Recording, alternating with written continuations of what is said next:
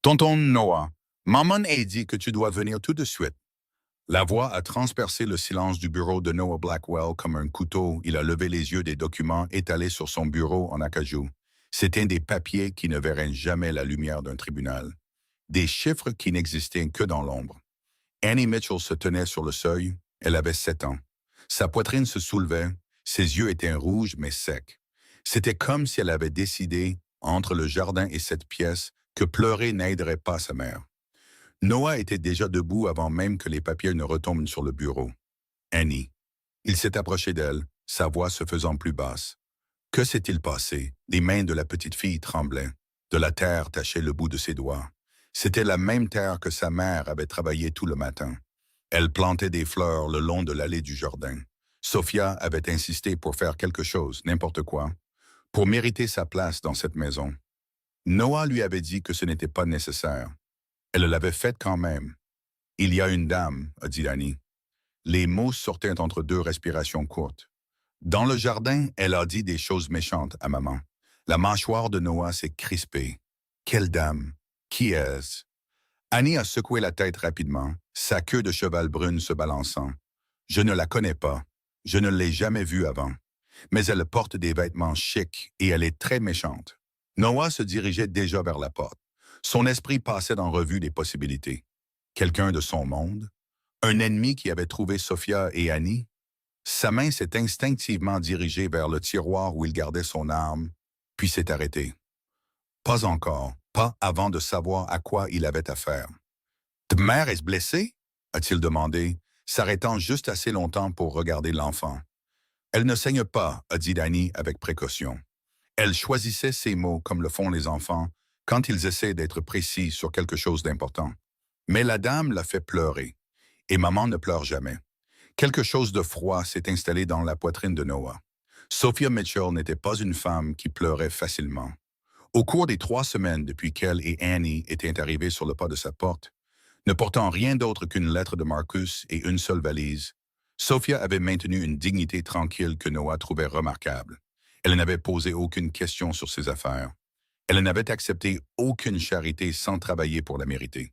Elle avait gardé ses craintes au sujet de son mari enfermé, quelque part au fond d'elle, ne montrant à Annie que de la force.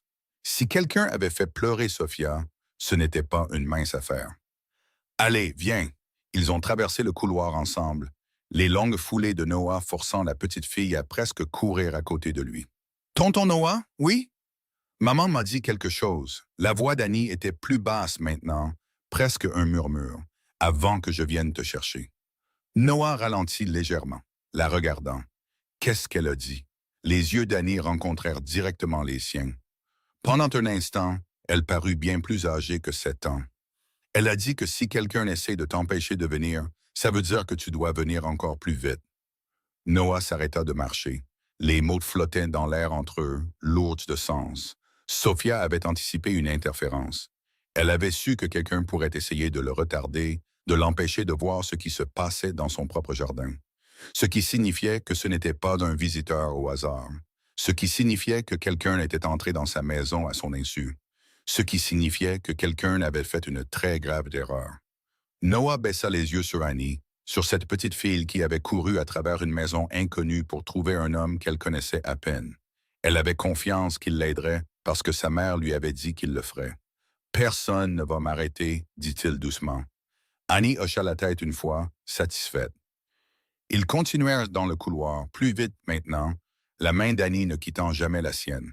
La lumière du soleil d'automne filtrait par les hautes fenêtres, projetant de longues ombres sur les planchers polis. Quelque part devant, au-delà des portes-fenêtres qui menaient au jardin, Sophia attendait. Et quiconque l'avait faite pleurer était sur le point d'apprendre qu'il y avait des conséquences à entrer dans la maison de Noah Blackwell sans y être invité. Ils avaient à peine fait 10 pas quand une silhouette émergea de l'ombre du couloir. Monsieur Garrett se tenait près du bas du grand escalier. Il avait les mains soigneusement jointes devant lui, sa posture impeccable comme toujours. Il avait 55 ans, des cheveux argentés peignés en arrière avec précision. Ses yeux avaient tout vu et ne révélaient rien. Il avait servi la maison des Blackwell pendant plus de 2 décennies, bien avant que Noah n'en hérite, bien avant que Noah ne devienne l'homme qu'il était aujourd'hui. « Monsieur, La voix de Garrett était calme, mesurée. C'était la voix d'un homme qui avait appris à naviguer dans les tempêtes sans jamais sembler les remarquer. Je venais juste vous informer. Noah ralentit mais ne s'arrêta pas. M'informer de quoi? Le regard de Garrett se posa brièvement sur Annie, puis revint sur Noah. Un calcul traversa son esprit. Mademoiselle Thornton est arrivée, monsieur. Elle parle actuellement avec Madame Mitchell dans le jardin. Noah s'arrêta de marcher. Vanessa. Bien sûr. Quand est-elle arrivée? Demanda Noah, sa voix dangereusement calme. Il y a environ 30 minutes, monsieur. Garrett déplaça son poids de manière presque imperceptible. Elle voulait vous faire une surprise. J'allais annoncer sa présence, mais elle a insisté pour vous trouver elle-même. Quand elle a découvert que vous étiez dans votre bureau, elle a choisi d'attendre dans le jardin. 30 minutes. Vanessa était dans sa maison depuis 30 minutes et personne ne le lui avait dit. 30 minutes pendant lesquelles n'importe quoi aurait pu arriver. 30 minutes pendant lesquelles Sophia avait été laissée sans protection face à une femme à qui on n'avait jamais parlé des invités vivant sous le toit de Noah, parce que Noah avait choisi de ne pas le lui dire. Annie tira sur la main de Noah, ses petits doigts insistants. « Tonton Noah, elle ne voulait pas se faire une surprise. » La voix de la petite fille était claire, tranchant avec la formalité prudente de la conversation. « Elle a fait pleurer, maman. Ce n'est pas une surprise. C'est être méchant. » L'expression de Garrett resta neutre, mais quelque chose vacilla dans ses yeux. De l'inconfort, peut-être, ou de la reconnaissance. « Je suis certain que ce n'était qu'un malentendu, monsieur, » dit Garrett avec douceur. Mademoiselle Thornton n'était probablement pas au courant du statut de Madame Mitchell dans la maison. Une fois que tout sera expliqué, je suis sûr que l'affaire se résoudra d'elle-même. Noah étudia l'homme qui l'avait servi fidèlement pendant des années. Garrett savait tout ce qui se passait entre ces murs. Il savait quelles pièces étaient nettoyées et quand. Il savait quelles portes étaient verrouillées et lesquelles étaient laissées ouvertes. Il connaissait les horaires de chaque personne qui entrait et sortait de la propriété. Il aurait su au moment où la voiture de Vanessa s'est engagée dans l'allée. « Que sais-tu d'autre que tu ne m'as pas dit? » demanda Noah. La question resta en suspens dans l'air. Garrett ne répondit pas immédiatement. Une seconde passa, puis deux. Son silence s'étira juste assez longtemps pour devenir une réponse en soi. Annie leva les yeux vers Noah, puis vers Garrett, puis de nouveau vers Noah. Sa prise sur sa manche se resserra. « Il essaie de te retenir ici, dit-elle doucement, mais assez clairement pour que les deux hommes l'entendent. Maman a dit que quelqu'un essaierait de faire ça. » Le sang-froid de Garrett se fissura légèrement, un resserrement autour de ses yeux, un changement à peine perceptible dans sa posture.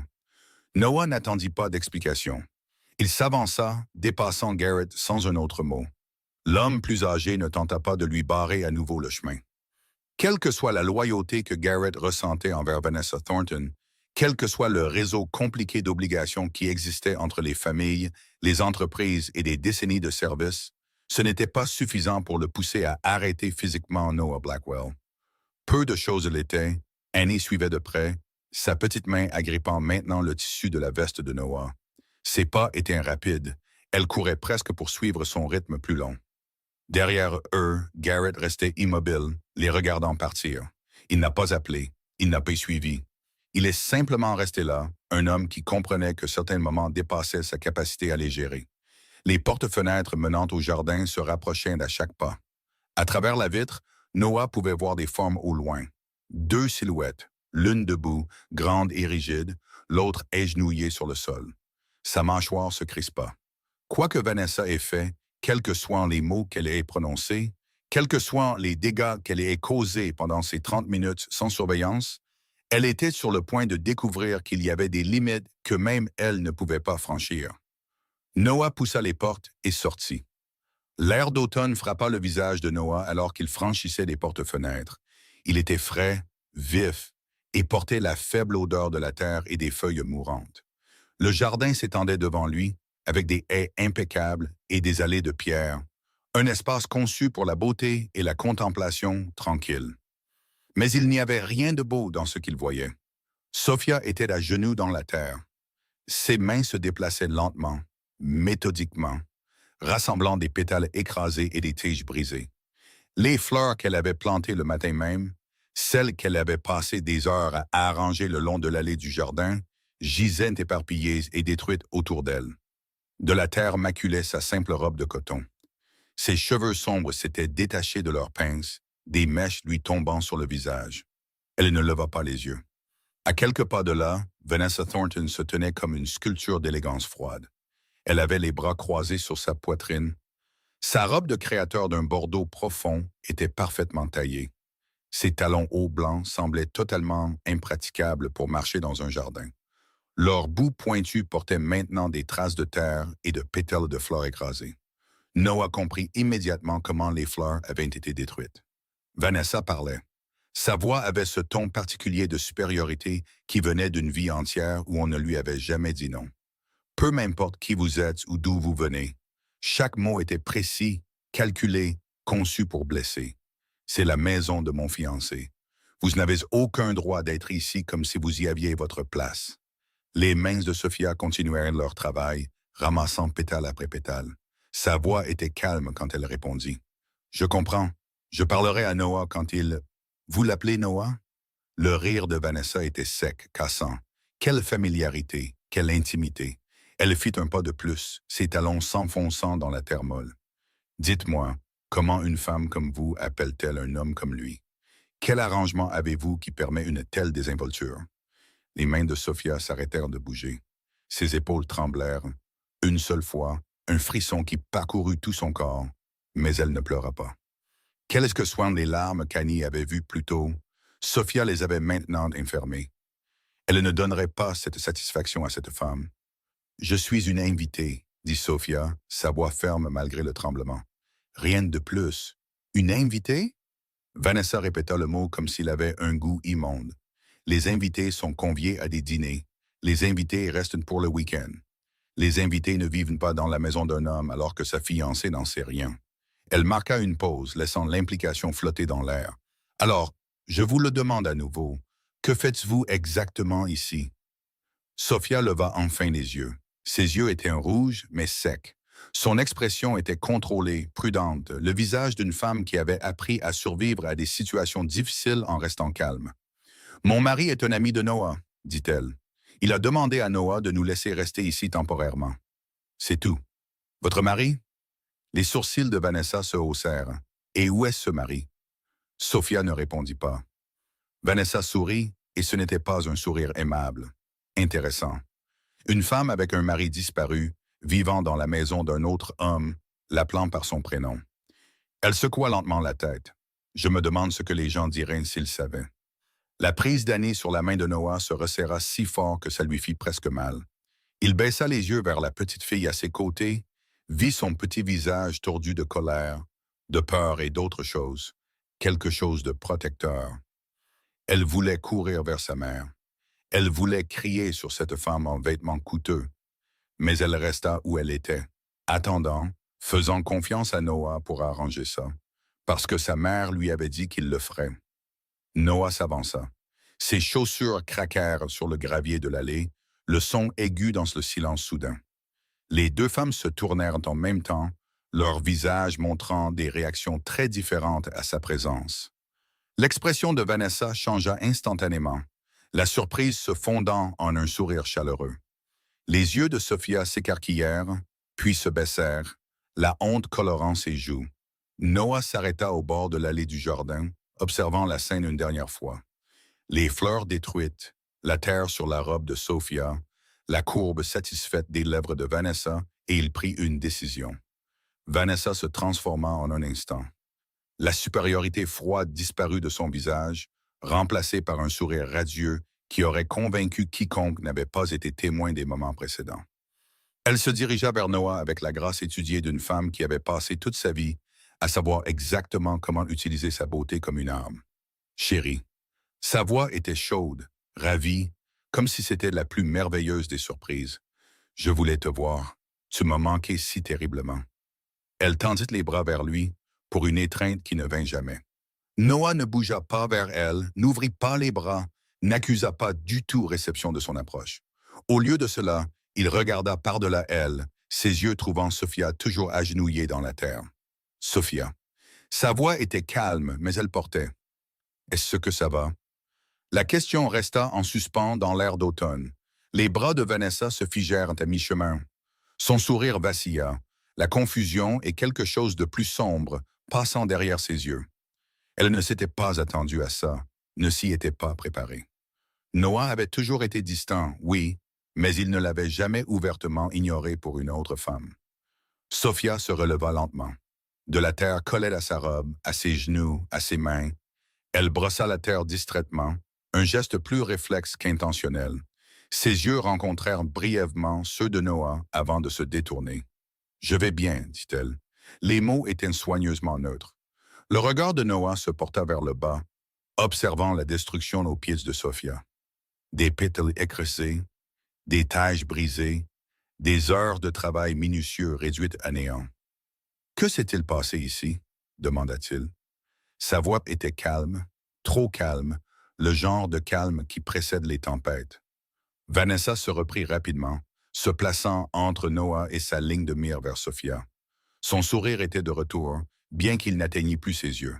« Mon chéri, je demandais simplement qui est cette femme. » Son ton suggérait la raison, la patience, le comportement de quelqu'un faisant face à un malentendu malheureux. « Tu n'as jamais mentionné que quelqu'un séjournait dans ta maison. » « J'ai été surprise, c'est tout. » Noah la regarda alors, la regarda vraiment, et Vanessa vit quelque chose dans son expression qui fit vaciller sa confiance. « Parce que ça ne te regardait pas, » dit-il. 5 mots, simples, dévastateurs. Le sang-froid de Vanessa se fissura, juste un peu, juste un instant, mais assez. Son sourire faiblit. Ses mains parfaitement manucurées se crispèrent à ses côtés. « Ça ne me regardait pas ?» Elle répéta les mots comme pour les tester, comme si elle avait sûrement mal entendu. « Noah, je suis ta fiancée. Ce sera ma maison. Tout ce qui se passe ici me regarde. » « Non, » dit Noah doucement. « Ce n'est pas le cas. » Annie était restée figée à côté de Noah pendant tout l'échange. Maintenant, elle bougea, se glissant loin de lui et courant à travers l'allée du jardin vers sa mère. Sophia la rattrapa immédiatement, serrant la petite fille contre elle, ses bras s'enroulant autour du petit corps d'Annie. Mère et fille se tenaient ensemble, observant. Les yeux de Vanessa suivirent le mouvement. Son regard s'attarda sur Annie, sur la façon dont l'enfant se pressait contre Sophia, sur leurs cheveux sombres assortis et leurs expressions protectrices assorties. Quelque chose de calculateur apparut dans ses traits. Noah, elle essaya de nouveau, sa voix plus douce maintenant, tentant l'intimité. « Je pense que je mérite une explication. Qui sont ces gens? Pourquoi vivent-ils dans ta maison? » Noah s'avança, dépassant Vanessa pour se tenir plus près de Sophia et Annie. Le positionnement était délibéré, sans équivoque. « Sophia et Annie sont mes invités, » dit-il. « Elles sont ici parce que je les ai invitées. Elles resteront aussi longtemps qu'elles en auront besoin. » Vanessa le fixa. Le jardin tomba dans le silence, à l'exception de l'appel lointain des oiseaux et du murmure du vent dans les feuilles mourantes. Sophia serra Annie plus fort. Annie regardait Vanessa avec des yeux qui ne contenaient aucune peur, seulement l'évaluation pure d'un enfant envers quelqu'un qui avait blessé sa mère. Vanessa comprit plusieurs choses à ce moment-là. Elle comprit que Noah avait choisi un camp. Elle comprit que la confrontation directe ne lui ferait pas gagner cette bataille. Et elle comprit que l'avantage qu'elle pensait posséder en tant que sa fiancée signifiait bien moins que ce qu'elle avait cru. Son expression s'adoucit pour devenir quelque chose d'agréable, de patient. « Bien sûr, chérie, » dit-elle doucement, « je ne savais tout simplement pas. » Mais derrière son sourire consentant, une nouvelle stratégie se formait déjà. La transformation de Vanessa fut parfaite. La tension dans ses épaules se dissipa. Sa posture s'adoucit. Son expression se mua en quelque chose qui ressemblait à de la compréhension, voire de la chaleur. C'était une performance perfectionnée au fil des années, à naviguer dans les cercles sociaux de l'élite de Boston, où les apparences contiennent bien plus que la vérité. « Oh, » dit-elle, sa voix portant juste la bonne note d'embarras. « Si ce sont vos invités, alors je m'excuse pour le malentendu. » Elle se tourna vers Sophia, et son sourire était parfait, étudié, le genre de sourire que les photographes capturent lors des galas de charité, qui apparaît dans les pages mondaines à côté de titres sur la générosité et la grâce. Mais il n'atteignait pas ses yeux. « Je suis vraiment désolé, » dit Vanessa à Sophia. « Je n'en avais aucune idée. Vous devez comprendre. Trouver une femme étrange dans la maison de mon fiancé a été un véritable choc. » Les bras de Sophia restèrent un temps enroulés autour d'Annie. Elle fit un petit signe de tête, la plus simple reconnaissance possible. Elle ne parla pas. Il n'y avait rien à dire à des excuses qui ne portaient aucune sincérité, aucune reconnaissance de ce qui s'était réellement passé. Les fleurs écrasées gisaient toujours éparpillées à ses pieds, preuve qu'aucune parole mielleuse ne pouvait effacer. Vanessa attendit une réponse qui ne vint pas. Une lueur d'irritation traversa ses traits avant de disparaître. Elle se tourna de nouveau vers Noah, s'approchant, sa main se posant sur son bras. Il ne se retira pas, mais il ne s'appuya pas non plus sur ce contact. « Mais chérie, continua Vanessa, son ton raisonnable, presque doux, tu comprends sûrement que j'ai le droit de savoir qui vit dans la maison qui sera bientôt la mienne. En tant que ta future femme, en tant que future maîtresse de cette maison, je devrais être informé de telles choses. » Noah la regarda. Le silence s'étira entre eux, devenant plus lourd à chaque seconde qui passait. Vanessa maintenait son expression agréable, mais quelque chose d'incertain vacilla dans ses yeux. Elle était habituée à la distance de Noah, à sa froideur. Elle n'était pas habituée à être regardée comme si elle avait fait une grave erreur de calcul. « Tu n'es pas la maîtresse de cette maison, » dit finalement Noah. Vanessa cligna des yeux. « Pas encore, » corrigea-t-elle rapidement, son sourire se crispant sur les bords. « Bien sûr. Mais après le mariage, tu n'es pas la maîtresse de cette maison, » répéta Noah. Les mots étaient les mêmes, mais le sens était différent maintenant, plus lourd, final. La bouche de Vanessa s'ouvrit, puis se referma. Pour peut-être la première fois de tout leur engagement, elle se retrouva sans réponse toute prête. Le jardin tomba dans le silence, puis Annie parla. La voix de la petite fille était douce, destinée aux seules oreilles de sa mère. Mais dans le calme de l'après-midi d'automne, chaque mot porta clairement à travers l'espace qui les séparait. « Maman, » dit Annie en regardant Sophia. Elle dit pardon, mais ses yeux ne disent pas pardon. Les mots atterrirent comme des pierres jetées dans une eau calme. Les bras de Sophia se resserrèrent autour de sa fille. Elle ne répondit pas, ne corrigea pas Annie, n'offrit pas la contradiction polie que la convention sociale exigeait. Elle se contenta de tenir son enfant et de ne rien dire. Le regard de Vanessa se posa vivement sur Annie. Pendant un instant non gardé, ses vrais sentiments apparurent. L'hostilité fusa sur ses traits, nets et non dissimulés. Ses yeux se plissèrent, sa mâchoire se crispa. Elle regarda la fillette de 7 ans comme pour mémoriser le visage d'un ennemi. Puis le masque se remit en place, agréable, patient, compréhensif. Mais il était trop tard. Noah l'avait vu. Il regarda Annie, cette petite enfant qui était entrée dans son bureau pour demander de l'aide, qui l'avait guidée à travers les couloirs et au-delà des obstacles, qui s'était tenue à ses côtés confrontation après confrontation. Elle avait 7 ans. Elle ne comprenait pas la politique, ni le pouvoir, ni la danse compliquée des relations adultes, mais elle comprenait la vérité, et elle venait de la dire à voix haute quand personne d'autre ne le voulait. Noah réalisa alors que la petite fille avait vu plus clair dans le jeu de Vanessa que n'importe quel adulte dans la pièce. Elle avait nommé ce que tout le monde était trop poli pour reconnaître. Certaines excuses n'étaient que des mots, et certains mots ne signifiaient rien du tout. Vanessa n'est pas partie. Elle a annoncé son intention de rester pour le dîner avec la confiance décontractée de quelqu'un à qui on n'a jamais rien refusé. Noah aurait pu objecter, aurait pu inventer une excuse, citer des obligations professionnelles, prétendre à un engagement antérieur. Mais cela aurait fait escalader la situation au-delà de ce qu'il pouvait contrôler. Cela aurait donné des munitions à Vanessa, la preuve que quelque chose était caché. Alors, ils s'assirent tous les 4 pour dîner dans la salle à manger formelle. La table était longue, conçue pour recevoir des dignitaires et conclure des affaires autour de vins coûteux. Ce soir-là, elle ressemblait à un champ de bataille. Noah prit sa place au bout, sa position d'autorité claire. Vanessa prit un siège à sa droite, là où une femme s'assiérait traditionnellement.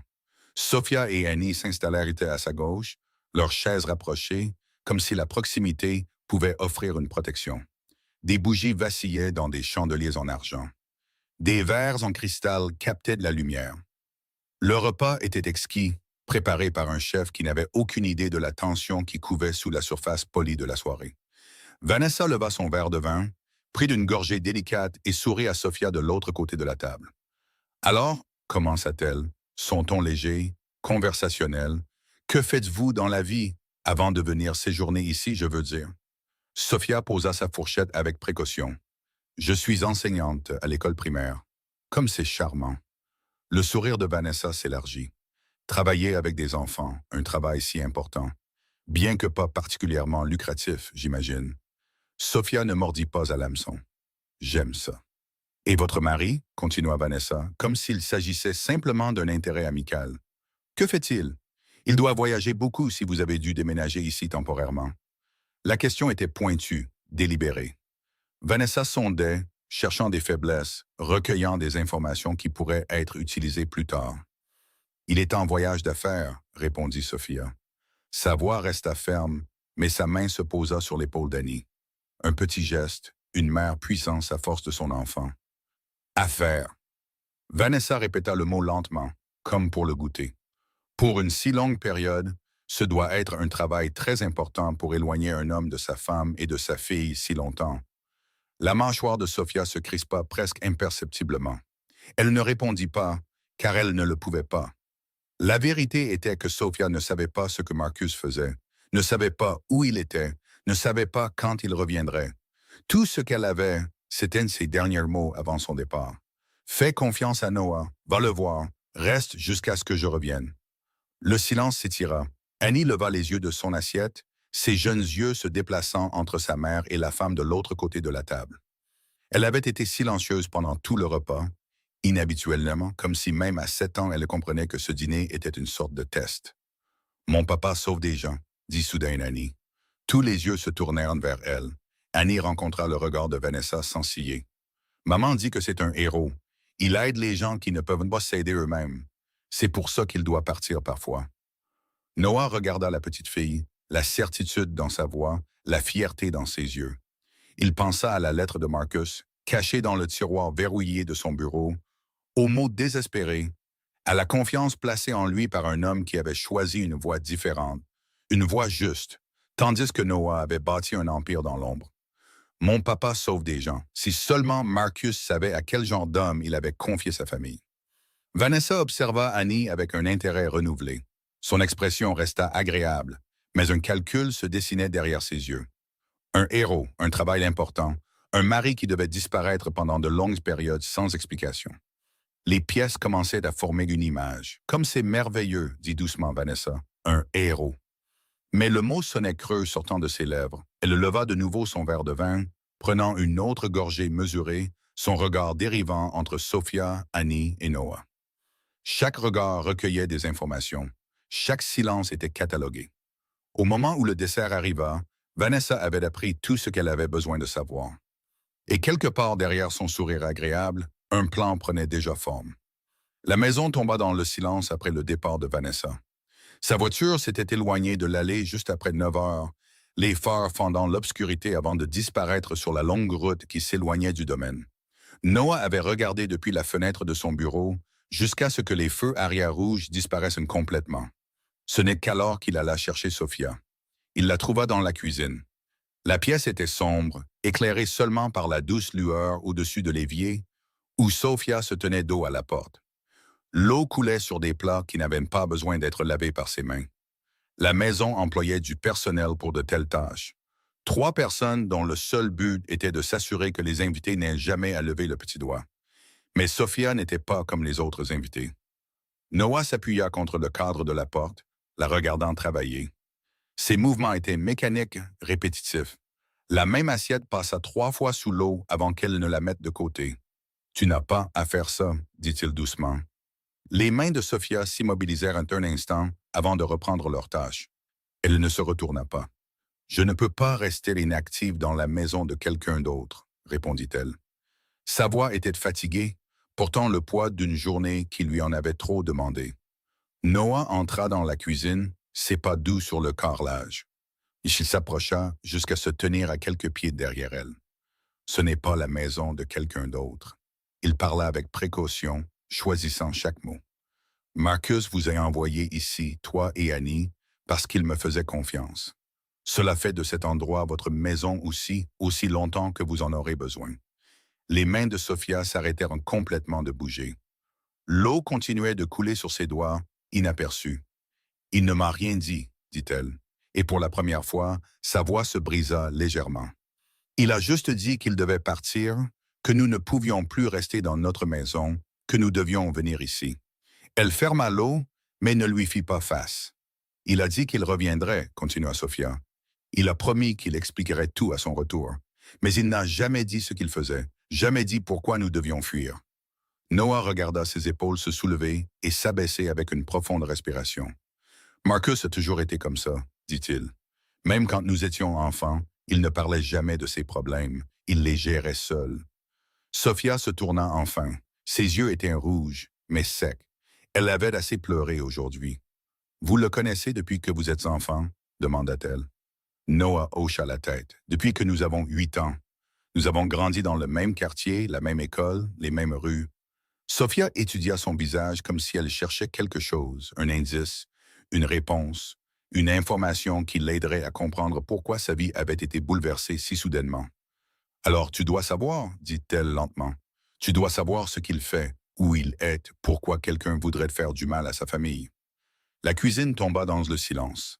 Noah ne répondit pas, car la vérité était qu'il ne savait pas les détails, pas les spécificités. Tout ce qu'il avait, c'était une lettre remplie de peur et de désespoir, écrite par un homme qui n'avait jamais demandé d'aide à personne de toute sa vie. Sophia vit la réponse dans son silence. « Tu ne sais pas non plus, » murmura-t-elle. Noah secoua lentement la tête. L'aveu lui coûta quelque chose. Il était un homme qui avait bâti son pouvoir sur l'information, sur le fait de savoir des choses que les autres ne savaient pas. Mais Marcus avait gardé ses secrets même de son plus vieil ami. Sophia s'adossa au comptoir, soudainement épuisée. Les événements de la journée l'avaient complètement vidée. La confrontation dans le jardin, le dîner impossible, les questions sans réponse, la femme d'aujourd'hui, Vanessa. L'expression de Noah se durcit à ce nom. Sophia le regarda directement. « Elle va revenir, n'est-ce pas? » La question resta en suspens entre eux. Noah aurait pu mentir, aurait pu offrir des assurances qu'il ne croyait pas, aurait pu lui dire que Vanessa accepterait la situation et passerait à autre chose. Mais Sophia méritait mieux que des mensonges confortables. Alors, il ne dit rien, et son silence lui dit tout ce qu'elle avait besoin de savoir. Noah ne dormit pas cette nuit-là. Après avoir laissé Sophia dans la cuisine, il se retira dans son bureau et ferma la porte à clé derrière lui. La pièce était sombre, à l'exception d'une seule lampe sur son bureau, projetant de longues ombres sur les murs tapissés de livres qu'il n'avait jamais lus. C'était un des accessoires, achetés par des décorateurs qui comprenaient que les hommes puissants avaient besoin de l'apparence de la sagesse. Il s'assit lourdement dans son fauteuil en cuir et fixa le tiroir verrouillé sur le côté droit de son bureau. 3 semaines. La lettre était arrivée il y a 3 semaines. Noah sortit une petite clé de sa poche et déverrouilla le tiroir. À l'intérieur, sous des dossiers contenant des informations qui pourraient détruire des carrières et mettre fin à des vies, se trouvait une seule enveloppe, en papier blanc ordinaire, sans adresse de retour, seulement son nom écrit sur le devant d'une écriture familière. Marcus avait toujours eu une écriture terrible. Noah souleva l'enveloppe avec précaution, comme si elle pouvait s'effriter dans ses mains. Il avait lu la lettre des dizaines de fois depuis son arrivée, avait mémorisé chaque mot. Mais ce soir, après tout ce qui s'était passé, il avait besoin de les revoir. Il déplia le papier et commença à lire. « Noah, je sais que nous ne nous sommes pas parlé depuis des années. Je sais que j'ai disparu de ta vie sans explication. Je sais que je n'ai aucun droit de te demander quoi que ce soit, mais je n'ai personne d'autre vers qui me tourner. Des gens me traquent.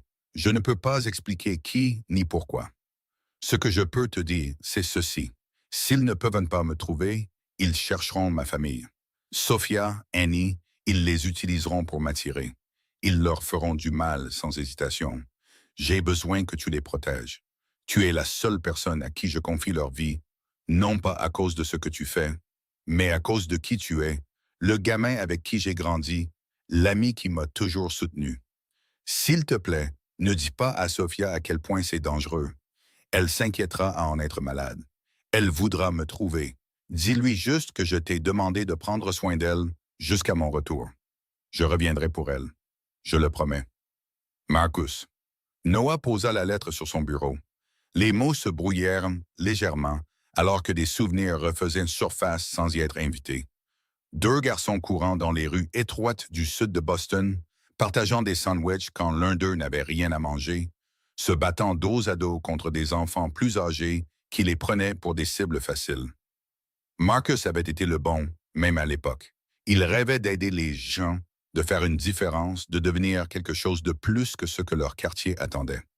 Il avait étudié dur, occupé des emplois honnêtes, et avait finalement trouvé son chemin vers Quantico, puis l'anglais, la CAA. Un vrai héros, tout comme Annie l'avait dit. Noah avait pris un chemin différent. Les mêmes rues qui avaient façonné Marcus avaient aussi façonné Noah, mais de différentes manières. Il avait appris que le pouvoir venait de l'information, que la peur était plus fiable que la loyauté, que le monde était divisé entre ceux qui contrôlaient et ceux qui étaient contrôlés. Il avait choisi d'être celui qui contrôle. Maintenant, il était assis dans un manoir acheté avec de l'argent qui ne passerait jamais l'inspection, entouré d'hommes qui l'appelaient patron et le pensaient, protégé par des couches de sécurité qui existaient parce qu'il s'était fait des ennemis qui le tueraient s'ils en avaient l'occasion. Et son plus vieil ami, la seule personne de son passé qui était restée intacte par le monde de Noah, avait envoyé sa femme et sa fille vivre sous ce toit parce qu'il faisait confiance à Noah, parce qu'il ne savait pas ce que Noah était devenu. Noah n'avait pas répondu à la lettre, il n'y avait rien à dire. Il avait simplement envoyé ses hommes chercher Sophia et Annie chez elle, les avait amenés ici et leur avait donné des chambres dans l'aile Est. Il n'avait rien expliqué à Sophia, ne lui avait pas parlé du danger. Il avait suivi les instructions de Marcus à la lettre, mais il n'avait pas pu les protéger de Vanessa. Noah se leva et se dirigea vers la fenêtre. Le jardin était invisible dans l'obscurité, mais il pouvait imaginer les fleurs de Sophia écrasées et éparpillées sur le chemin. Une si petite cruauté, une blessure si inutile. Il pressa sa main contre la vitre froide.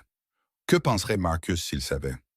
S'il comprenait que l'ami à qui il avait confié la garde de sa famille était le genre d'homme qui faisait disparaître les autres, le genre d'homme qui avait du sang sur les mains, qui ne serait jamais lavé, les aurait-il quand même envoyés ici?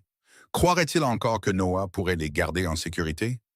Noah regarda dans l'obscurité et n'eut aucune réponse, seulement le poids d'une promesse qu'il était déterminé à tenir, quoi qu'il en coûte. 3 jours passèrent dans une paix fragile. Sophia replanta ses fleurs. Annie reprit sa routine d'exploration du jardin et de lecture de livres dans les coins ensoleillés de la maison. Noah gardait ses distances pendant la journée, s'enfouissant dans un travail sur lequel Sophia ne posait jamais de questions. Mais il tenait à se joindre à elle pour le dîner chaque soir. Il trouvait un rythme, un équilibre précaire. Puis Vanessa revint. Elle arriva un jeudi après-midi sans prévenir. Sa voiture argentée s'engagea dans l'allée comme si l'endroit lui appartenait. Monsieur Garrett annonça sa présence. Mais le temps que Noah reçoive le message, elle avait déjà trouvé son chemin vers le jardin où Sophia et Annie travaillaient. Noah traversa rapidement la maison, la mâchoire serrée par une frustration à peine contenue. Il atteignit la terrasse du jardin juste au moment où Vanessa s'approchait de la mère et de la fille. Cette fois, Vanessa portait un cadeau, une grande boîte emballée dans du papier rose et nouée avec un ruban de soie. Elle le tendit à Annie avec un sourire qui irradiait de chaleur et de générosité. Le genre de sourire qui apparaît sur les photographies et dans les annonces de charité. « Bonjour, ma chérie, » dit Vanessa, sa voix dégoulinant de douceur. « Je t'ai apporté quelque chose, une petite excuse pour notre début difficile. » Annie regarda la boîte mais ne la prit pas. Sophia se leva lentement, brossant la terre de ses mains, se positionnant légèrement entre sa fille et Vanessa. Le mouvement était subtil mais sans équivoque. « Vas-y. »« Ouvre-la » encouragea Vanessa, tendant la boîte plus près d'Annie. La petite fille la prit enfin. Elle défit le ruban et souleva le couvercle pour révéler une exquise poupée de porcelaine. Des boucles dorées, des yeux de verre bleu, une robe en vraie dentelle et de minuscules boutons de perles. C'était le genre de jouet qui coûtait plus cher que ce que la plupart des familles dépensaient pour un anniversaire entier. Annie la fixa un long moment, puis elle leva les yeux vers sa mère. « Est-ce que je dois accepter ça? » Le sourire de Vanessa vacilla. « Tu n'aimes pas les poupées? » Annie tourna son regard sérieux vers Vanessa. « J'aime les poupées, » dit-elle simplement. « Mais maman dit que je ne devrais pas accepter de cadeaux de gens qui ne sont pas sincères. » Le jardin tomba dans le silence, le visage de Vanessa pâlit. Juste un instant, juste assez longtemps pour que le masque glisse. La colère fusa dans ses yeux, vive et venimeuse, avant qu'elle ne reprenne le contrôle. Son sourire revint, mais il était plus dur maintenant, cassant. Quelle chose charmante à dire, répondit Vanessa, sa voix tendue. Sophia s'avança rapidement, sa main trouvant l'épaule d'Annie. Annie remercie Mademoiselle Thornton pour le cadeau. Annie regarda sa mère, puis de nouveau Vanessa. La réticence se lisait sur son jeune visage, mais elle avait été élevée pour respecter les conseils de sa mère. Merci, dit Annie platement. Les mots ne contenaient aucune chaleur, aucune gratitude. C'étaient des sons sans signification, et toutes les personnes présentes le savaient. Les yeux de Vanessa se tournèrent vers Sophia. Quelque chose de froid bougea derrière son expression agréable. Vous avez bien éduqué votre fille, dit-elle, et les mots n'étaient pas un compliment. Elle est assez douée pour juger les adultes. Je me demande où elle a appris ça. Sophia soutint son regard fermement. Les enfants voient ce que les adultes essaient de cacher. La déclaration resta en suspens dans l'air entre elles. Le sang-froid de Vanessa tenait, mais à peine. Ses doigts se resserrèrent sur son sac à main de créateur. Sa posture se redressa de colère contenue. Noah choisit ce moment pour monter sur la terrasse. Vanessa. Sa voix était plate. Je ne t'attendais pas. Elle se tourna vers lui et une fois de plus son expression se transforma, s'adoucissant, se réchauffant, la fiancée dévouée apparaissant comme par magie. Chérie, je voulais faire amende honorable pour mon comportement de l'autre jour. Elle fit un geste vers Annie et la poupée.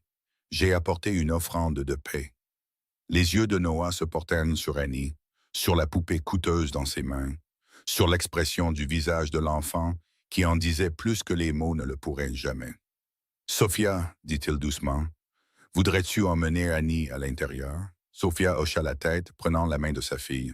Alors qu'elle passait devant Noah, Annie leva les yeux vers lui avec des yeux qui portaient à la fois confiance et avertissement.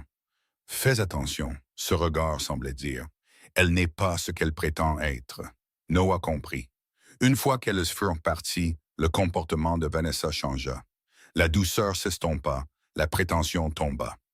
Nous devons parler, dit-elle en privé. Noah l'étudia un long moment. Oui, approuva-t-il. Je pense que oui. Les portes du salon se refermèrent derrière eux avec un léger clic. Vanessa ne perdit pas de temps en amabilité. Dès qu'ils furent seuls, elle se tourna pour faire face à Noah. Toute prétention balayée. Ses yeux étaient durs, sa posture rigide. Ce n'était pas la charmante mondaine qui assistait au gala de charité et souriait aux photographes. C'était une femme qui avait été élevée pour obtenir ce qu'elle voulait par tous les moyens nécessaires. « Je veux qu'elle parte, dit-elle. » Noah se tenait près de la cheminée, son expression indéchiffrable. « Non. » Le mot unique resta en suspens dans l'air entre eux. Simple, final, absolu. La mâchoire de Vanessa se crispa. Elle s'attendait à de la résistance. Elle ne s'attendait pas à un rejet aussi immédiat. Noah. Elle s'approcha, ses talons claquant sur le parquet. « Nous allons nous marier. Dans 4 mois, je serai ta femme. Ce sera ma maison. » Elle fit un geste vers le plafond, vers les pièces au-dessus où Sophia et Annie se retiraient maintenant. « Tu ne peux pas avoir 2 femmes étrangères vivant ici. »« Sophia est la femme de mon meilleur ami, » répondit Noah, sa voix ferme. « Annie est leur fille. Il n'y a rien à discuter. » « Rien à discuter? » Le sang-froid de Vanessa se fissura légèrement. « Tu me les as cachées. Pendant 3 semaines, elles ont vécu sous ton toit et tu n'as jamais mentionné leur existence. Comment suis-je censé interpréter cela? » Noah ne répondit pas. Vanessa changea de tactique. Son expression s'adoucit, sa voix baissant à quelque chose de plus raisonnable, de plus compréhensif. « Écoute, je sais que tu veux aider ton ami. C'est admirable, vraiment. » Elle se rapprocha encore, tendant la main pour la poser sur son bras. « Mais il y a d'autres moyens. Un hôtel, un appartement. Tu pourrais tout payer. Elle serait à l'aise, en sécurité, et nous pourrions maintenir des limites appropriées. » Noah baissa les yeux sur sa main sur sa manche, puis sur son visage. « Marcus m'a demandé de les protéger, » dit-il doucement. « Pas de payer pour qu'elles restent ailleurs. » Le front de Vanessa se plissa. « Les protéger? De quoi? » Silence. L'expression de Noah ne changea pas, mais quelque chose se modifia dans l'air entre eux, une tension qui n'était pas là auparavant. « De quoi sont-elles en danger, Noah? » insista Vanessa. « Que se passe-t-il exactement? » Il ne répondit pas. Vanessa l'étudia un long moment. Son esprit travaillait. Elle pouvait le voir, traitant les informations, classant les détails, construisant une image à partir des fragments qu'elle avait rassemblés. « Tu me caches quelque chose, dit-elle finalement. Sa voix n'était plus douce, plus compréhensive. Elle avait un tranchant maintenant, aigu et dangereux. « Je ne sais pas encore ce que c'est, mais je le découvrirai. » Noah soutint son regard sans ciller. « Cela ne te concerne pas. Tout ce qui concerne cette maison me concerne. » Vanessa retira sa main, ses doigts se crispant en poings à ses côtés. « Tout ce qui concerne ta vie me concerne. Nous sommes fiancés. Nos familles ont pris des engagements, des promesses. Tu ne peux pas simplement me rejeter parce qu'une femme avec une histoire triste et un enfant mignon est apparue à ta porte. »« Je ne te rejette pas, » dit Noah d'un ton égal. « Je te dis que Sophia et Danny restent. Cette décision n'est pas négociable. » Vanessa le fixa.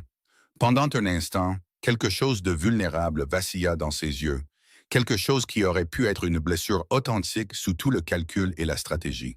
Mais cela disparut rapidement, remplacé par une détermination froide et sombre. Elle recula, lissant sa robe avec un calme délibéré. « Très bien, dit-elle. Le mot était sec, contrôlé. Garde tes secrets.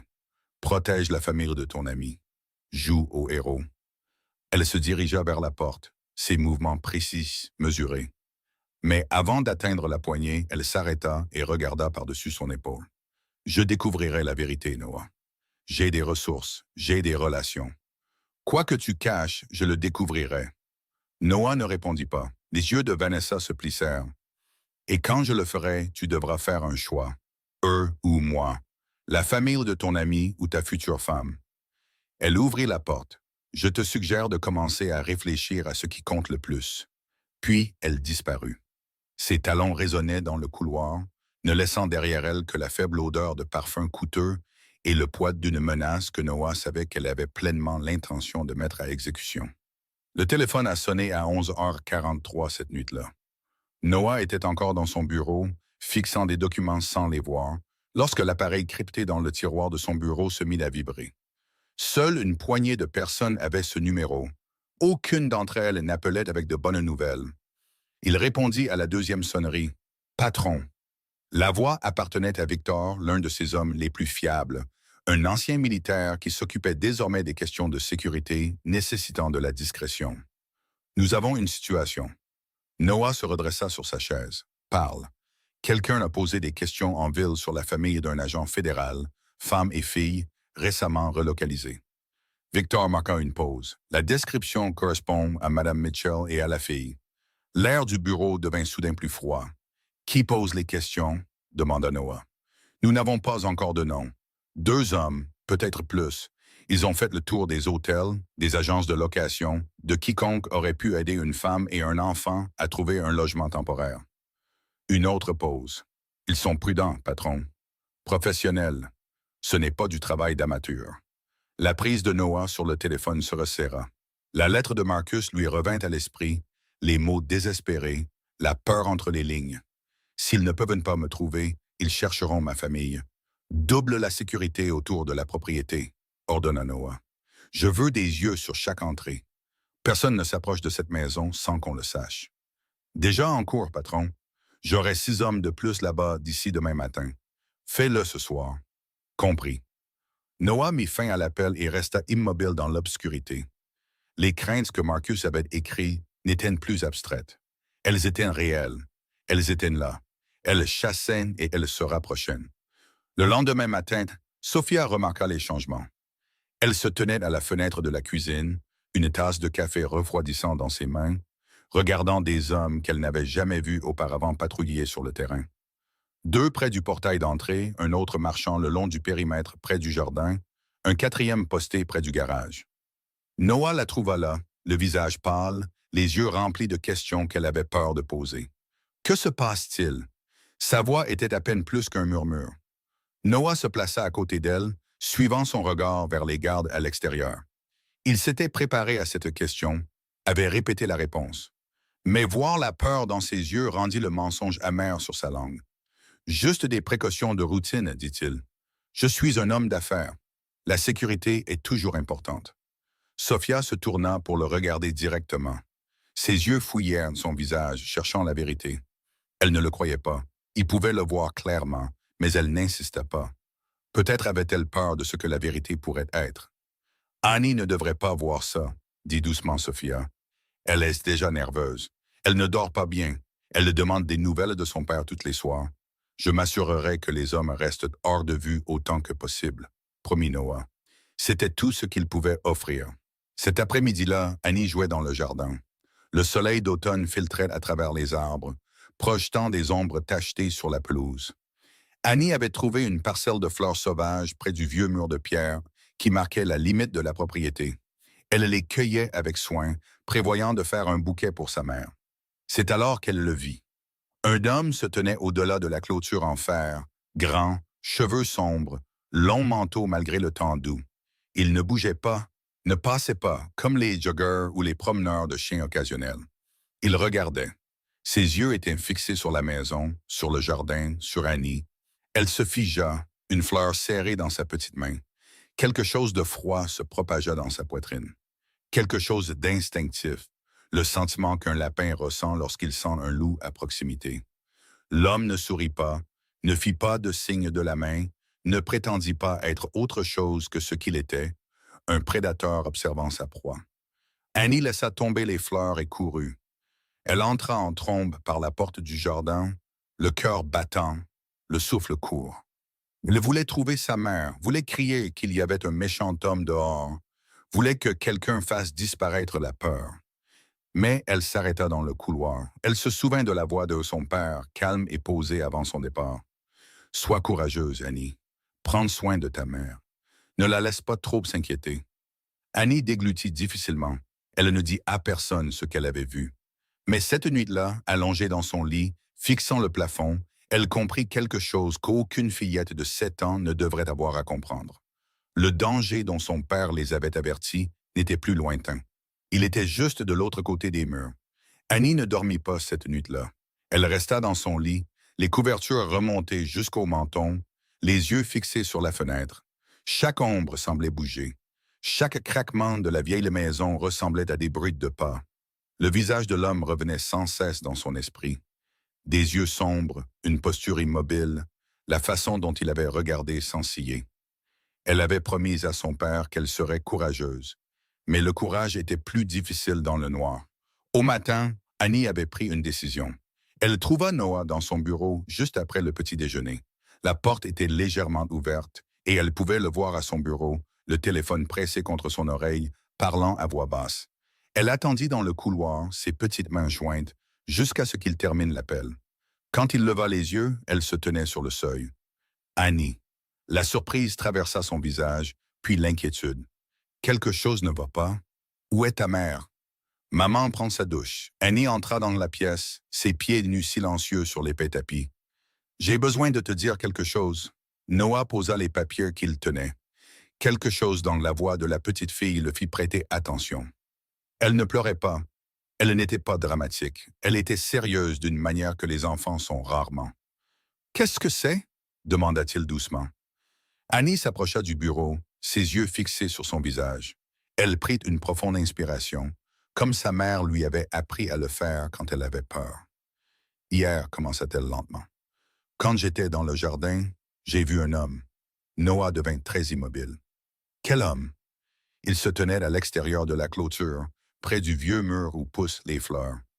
La voix d'Annie était ferme, mais ses mains se tordaient nerveusement. Il ne marchait pas. Il ne faisait rien. Il regardait juste. Il regardait la maison. Annie secoua la tête. Il me regardait. Les mots frappèrent Noah comme un coup physique. Son expression ne changea pas. Mais quelque chose de froid et de dangereux s'installa derrière ses yeux. Peux-tu me dire à quoi il ressemblait? Il garda sa voix calme, douce, la voix de quelqu'un demandant des nouvelles d'un ami de cours d'école, pas d'une menace potentielle. Annie hocha la tête. Il était grand, plus grand que toi aussi peut-être. Ses cheveux étaient noirs, courts. Elle marqua une pause, se souvenant. Il portait un long manteau, de couleur sombre, gris ou noir, et il est resté là très longtemps. Il n'a pas bougé du tout. Noah attrapa immédiatement son téléphone. « Excuse-moi une seconde, Annie. » Il composa le numéro de Victor, ses yeux ne quittant jamais le visage de la petite fille. L'appel fut connecté après 2 sonneries. Les caméras du périmètre dit Noah sans préambule. J'ai besoin des enregistrements d'hier après-midi entre 14 et 16 heures. Cherchez un homme grand, cheveux sombres, long manteau près du vieux mur de pierre. Il écouta brièvement. Oui, maintenant. Rappelle-moi. Il mit fin à l'appel et posa le téléphone. Annie le regardait avec des yeux qui voyaient trop de choses pour son âge. Elle comprenait que ces mots avaient provoqué quelque chose de grave. Tonton Noah, sa voix était plus petite maintenant. Est-ce qu'il y a des méchants qui veulent nous faire du mal à maman et à moi? Noah se leva de son bureau et contourna celui-ci pour se placer devant Annie. Il s'agenouilla, amenant son visage au niveau du sien. De si près, il pouvait voir la peur qu'elle essayait si fort de cacher, la même peur qui l'avait tenue éveillée toute la nuit. « Je ne laisserai personne te faire de mal, dit-il doucement, ni à ta mère. Je te le promets. » Annie étudia son visage comme elle avait appris à étudier les adultes, cherchant la vérité, cherchant les mensonges, cherchant le fossé entre ce que les gens disaient et ce qu'ils voulaient dire. « Papa a dit ça aussi, » murmura-t-elle. « Il a dit qu'il nous protégerait. Il a dit que tout irait bien. » Noah sentit quelque chose se serrer dans sa poitrine. « Puis il est parti, » continua Annie. Sa lèvre inférieure trembla une seule fois avant qu'elle ne la maîtrise. Il a dit qu'il reviendrait et il est parti et nous ne savons même pas où il est. Que pouvait dire Noah? Quels mots pouvaient combler le fossé entre la promesse non tenue d'un père et la confiance brisée d'un enfant? Il n'en avait aucun.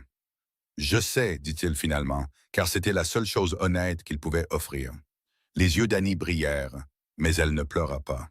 Elle avait appris que pleurer ne faisait pas revenir son père, ne faisait pas disparaître la peur, ne changeait rien du tout. « Je ne veux pas que tu disparaisses aussi, dit-elle doucement. » Les mots étaient simples, une supplique d'enfant, mais ils percèrent les défenses de Noah plus efficacement que n'importe quelle menace ou accusation n'aurait jamais pu le faire.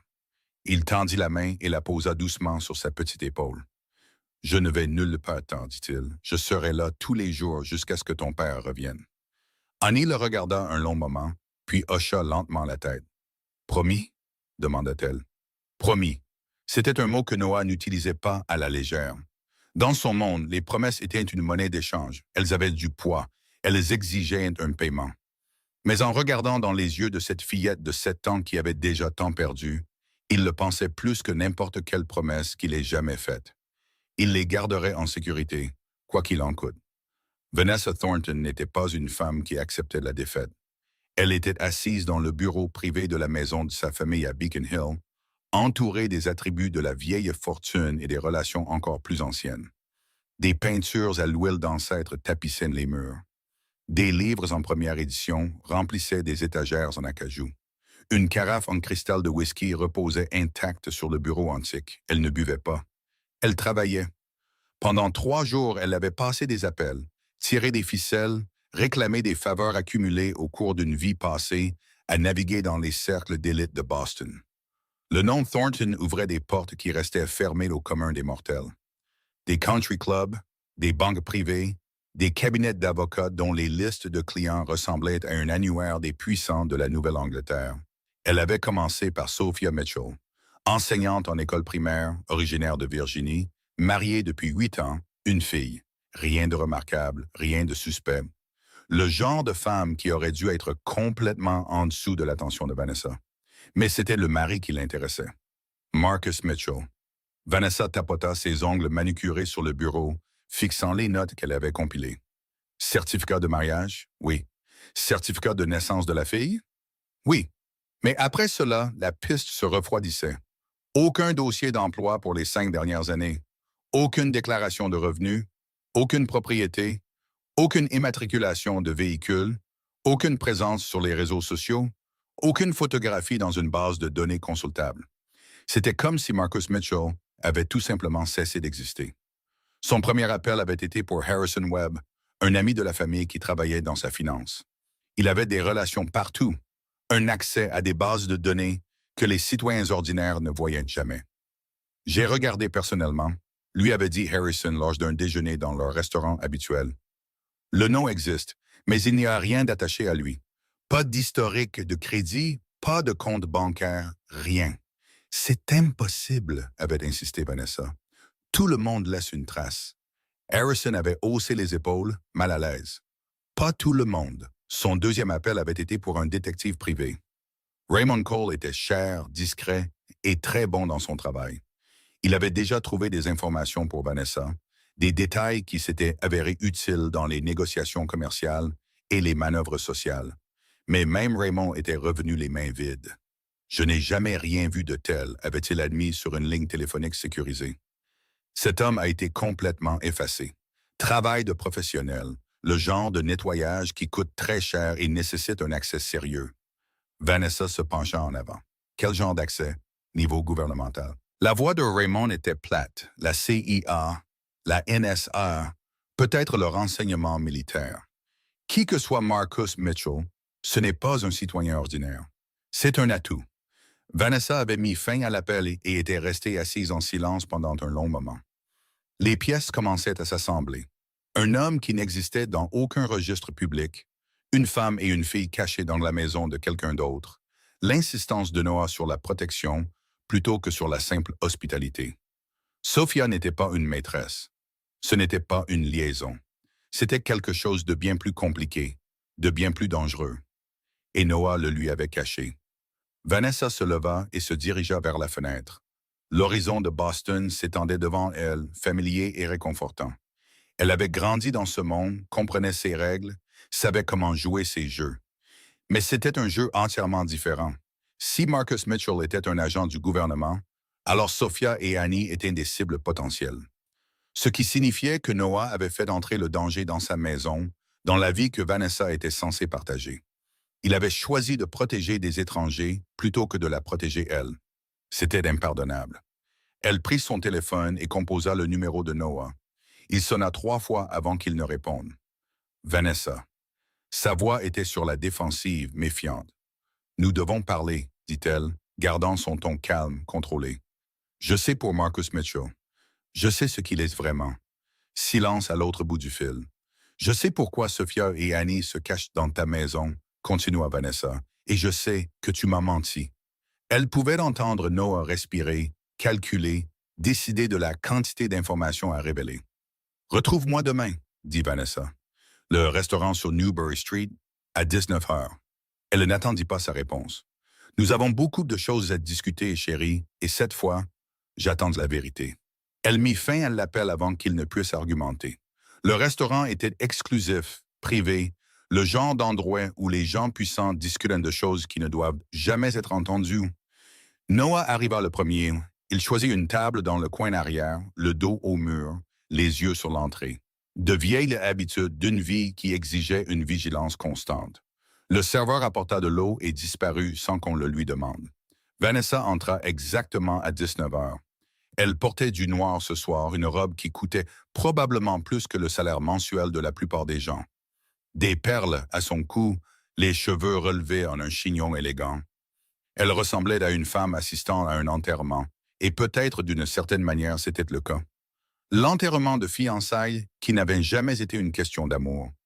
Elle s'assit en face de lui sans le saluer, pas de baiser sur la joue, pas de semblant d'affection. Ses yeux étaient froids et perçants alors qu'elle étudiait son visage. « Marcus Mitchell est un agent du gouvernement, dit-elle sans préambule. La CIA, très probablement. Tu le savais depuis le début. » Noah leva son verre d'eau, but une lente gorgée, le reposa. « Et s'il l'est, demanda-t-il, qu'est-ce que ça change? » Le sang-froid de Vanessa se fissura légèrement. L'incrédulité traversa ses traits. « Qu'est-ce que ça change? » Elle se pencha en avant, sa voix baissant à un murmure urgent. « Ça change tout, Noah. Tu as fait entrer des gens dangereux dans ta vie, dans notre vie. Quels que soient les ennemis que cet homme s'est fait, quelle que soit la mission qu'il mène, tu t'es transformé en cible en cachant sa famille. Je les protège. Tu te mets en danger. » Les mains de Vanessa se posèrent à plat sur la nappe blanche. « Tu nous mets en danger. Nos familles ont passé des années à construire cette alliance. Notre mariage est censé unir 2 des noms les plus puissants de Boston, et tu risques tout ça pour des étrangers. » Noah soutint son regard fermement. « Il n'y a pas de nous dans cette situation. » Vanessa cligna des yeux. « Pardon. Toi et moi, dit Noah lentement, délibérément, sommes fiancés parce que nos familles ont décidé que ce serait bénéfique. Parce que ton père voulait accéder à mes relations d'affaires, parce que ma position exigeait un certain type de femme. Il marqua une pause, laissant les mots s'installer. Il ne s'est jamais agi d'amour. Ne fais pas semblant du contraire. La couleur quitta le visage de Vanessa. Pendant un moment, elle ne dit rien. Ses lèvres s'entr'ouvrirent, puis se refermèrent. Ses yeux cherchèrent dans son visage le moindre signe de doute, la moindre fissure dans sa certitude. Elle n'en trouva aucune. Alors, qu'est-ce que tu dis? Sa voix était plus calme maintenant, dangereuse dans sa douceur. Est-ce que tu mets fin à nos fiançailles? Noah ne répondit pas immédiatement. Le silence s'étira entre eux, remplissant l'espace de vérité non dite et de ressentiments accumulés. Autour d'eux, le restaurant continuait son bourdonnement tranquille de conversation et de verres qui teintent. D'autres convives, inconscients qu'une petite guerre se déroulait dans le coin. Je dis, répondit finalement Noah, que tu n'as pas le droit de décider qui vit dans ma maison. Tu n'as pas le droit d'enquêter sur mes invités et tu n'as pas le droit de poser des ultimatums sur des questions qui ne te concernent pas. La mâchoire de Vanessa se crispa. Je suis ta fiancée. Un titre, dit Noah doucement. Pas une revendication. Quelque chose se brisa derrière les yeux de Vanessa. Pas son sang-froid, pas sa colère, quelque chose de plus profond. Quelque chose qui aurait pu être le dernier vestige de tout sentiment authentique qu'elle avait nourri pour cet homme froid et distant qu'elle avait accepté d'épouser. Elle se leva lentement, ses mouvements précis et contrôlés. « Tu le regretteras, dit-elle. » Sa voix ne portait aucune chaleur, aucune passion. C'était la voix de quelqu'un énonçant un fait, une certitude. « Tu penses que tu peux les protéger? Tu penses que ton argent et tes gardes du corps suffiront? Tu n'as aucune idée de ce à quoi tu as affaire. » Noah leva les yeux vers elle sans se lever. « Peut-être pas. J'ai aussi des ressources, Noah, des relations. Ma famille est puissante dans cette ville depuis des générations. » Elle prit son sac à main, son manteau. « Quand je déciderai de les utiliser, tu comprendras l'erreur que tu as commise. » L'expression de Noah ne changea pas. « Peut-être que oui. » Vanessa marqua une pause, décontenancée par son calme. « Tu ne vas pas essayer de m'arrêter? » demanda-t-elle, de négocier, de sauver quelque chose de ce désastre. Noah reprit son verre d'eau. « Non, dit-il simplement. » Vanessa le fixa un long moment, puis elle se tourna et s'éloigna. Ses talons claquaient sur le sol en marbre, son dos droit, sa dignité intacte. Mais tous deux savaient que quelque chose s'était terminé ce soir-là et que les conséquences ne faisaient que commencer. 2 jours plus tard, le danger devint réel. Tout a commencé par un après-midi ordinaire. Sophia est allée chercher Annie à la petite école privée que Noah avait arrangée. Celle avec des caméras de sécurité à chaque entrée et des gardes qui vérifiaient 2 fois les identités. Annie est montée sur la banquette arrière de la berline noire, bavardant sur son projet d'art et la nouvelle amie qu'elle s'était faite pendant le déjeuner. Sophia sourit et écouta, reconnaissante pour ces moments de normalité. Daniel, le chauffeur que Noah leur avait assigné, s'éloigna de l'école et s'inséra dans la circulation. C'était un homme calme d'une 40aine d'années, ancien militaire, avec des yeux vigilants qui ne cessaient de balayer les rétroviseurs et les rues latérales. Ils étaient à 3 pâtés de maison de l'école lorsque la posture de Daniel changea. « Madame Mitchell, » sa voix était calme mais urgente. « Veuillez vous assurer que la ceinture de sécurité d'Annie est bien attachée. » Le cœur de Sophia fit un bond. « Qu'est-ce qu'il y a? » « Vue noire. Il est derrière nous depuis que nous avons quitté l'école, suivant chaque virage. » Sophia se tordit sur son siège, regardant par la lunette arrière. Le VUS était là, maintenant une distance constante. Assez proche pour suivre, assez loin pour paraître innocent, mais Daniel savait mieux. Sa main se déplaça vers le téléphone monté sur le tableau de bord. Un seul bouton le connectait directement à Noah. « Monsieur, nous sommes suivis. Vue noire, vitre teintée. Il nous suit depuis la sortie de l'école. » Les yeux de Daniel se portèrent sur le rétroviseur. « Je demande un itinéraire alternatif et du renfort. » La réponse de Noah fut immédiate. « Prenez le long chemin à travers Brookline. J'envoie 2 voitures pour intercepter. Ne vous arrêtez pour rien. Compris. » La berline accéléra en douceur. Daniel prit une rue latérale, puis une autre, serpentant à travers les quartiers résidentiels avec une précision exercée. Le VUS suivi, ne tentant plus de se cacher. Annie avait cessé de parler. Elle se serra contre sa mère, sa petite main agrippant le bras de Sophia. « Maman, pourquoi allons-nous si vite? » Sophia enroula ses bras autour de sa fille, la serrant contre elle. Son propre cœur battait la chamade, mais elle força sa voix à rester stable. Ce n'est rien, mon bébé. Daniel prend juste un chemin différent pour rentrer à la maison. Annie leva les yeux vers elle avec des yeux qui voyaient à travers les mensonges confortables. Sont-ce les méchants hommes, ceux dont papa s'inquiétait? Sophia ne put répondre. Elle serra Annie plus fort et regarda le VUS dans le rétroviseur. Elle le vit rapetisser alors que Daniel exécutait une autre série de virages. Elle le vit prendre du retard alors que deux autres berlines noires apparurent de nulle part pour lui barrer la route. Au moment où ils atteignirent le domaine, Sophia tremblait. Les portes s'ouvrirent en avant leur arrivée, puis se refermèrent immédiatement derrière eux. Plus de gardes que d'habitude bordaient l'allée, et debout à la porte d'entrée, le visage taillé dans la pierre, se tenait Noah. Daniel arrêta la voiture. Sophia sortit en titubant, tirant Annie avec elle. Ses jambes semblaient instables. Son souffle était court. Que se passe-t-il? Elle s'arrêta devant Noah, sa voix se brisant. J'ai besoin de connaître la vérité. Toute la vérité. Maintenant. Les yeux de Noah se portèrent sur Annie, qui tenait toujours la main de sa mère. Le visage de la petite fille était pâle, mais déterminé. « Yenny, dit Noah doucement, peux-tu monter dans ta chambre? J'ai besoin de parler à ta mère seule. » Annie secoua la tête. « Je veux rester. Il y a des choses que les adultes doivent discuter en privé. » La voix de Noah resta calme, mais il n'y avait pas de place pour la discussion. « S'il te plaît, monte. » Annie regarda sa mère.